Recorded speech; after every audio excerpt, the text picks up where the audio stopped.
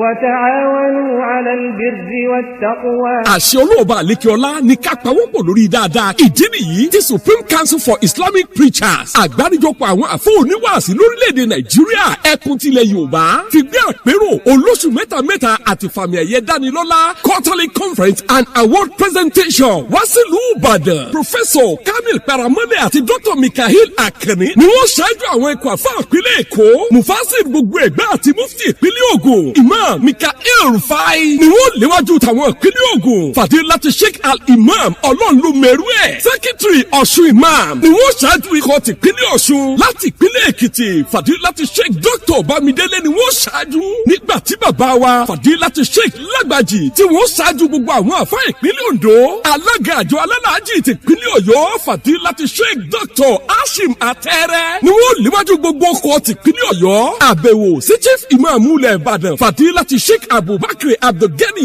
agbọ́tọmọ kékeré ààrẹ mùsùlùmí ilẹ̀ Yorùbá Alhaji Daud Mọ́kànjúọlá Akíọlá aṣíwájú mùsùlùmí Alhaji Mutiula Onímọ̀ọ́lù tó fi dórí ìyá wa Sẹ́nitọ́ Mọ̀nsúrà Sùmánù láàfin bẹ̀rẹ̀ ètò Wednesday November 15 àti Thursday November 16 làpérò ìyá wáyé níbi tí àmírù àgbà Sheikh Taofik Akeugba Gold àtàwọn àfọwọ́ ti fi àmì ẹ̀yẹ dá gómìnà ìpínlẹ̀ Ọ̀yọ́ ẹnjìnà Ṣèyí Mákindé igbákejì gómìnà Olúbàdàn tilẹ̀ Ìbàdàn bàbá wa Sheikh Muideen Ajani Bello tó fi dórí ààrẹ mùsùlùmí Alhaji Daud Mọ́kànjúọlá Akíọlá aṣíwájú àdínì ìpínlẹ̀ Ọ̀yọ́ Alhaji Mutiula Onímọ̀ọ́lù Sẹ́nitọ́ Mọ̀nsúrà Sùmánù ààrẹ mùsùlùmí ológun ẹrú Alhaji Isiaka Àwùjọlá ó lé kókó ìyá àdínì Ìbàdàn land ìyá àdínì ìpínlẹ̀ Ọ̀yọ́ ìyálóde àdínì Alhaji Abdulwahab Adékúnlé MX àtàwọn èèkàn míì lọ́lá ní Carlton Gate Hotel Ìdí Àpẹ́ Ìbàdàn àkòrí lílo ẹ̀rọ ayélujára lọ́nà tí kò ní fa ìkùnsínú láàrin àwa mùsùlùmí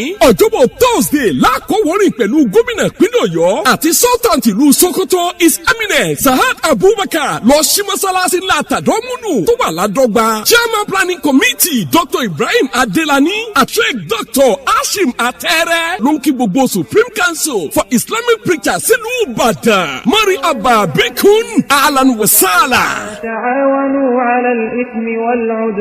والعدوان واتقوا الله إن الله شديد العقاب.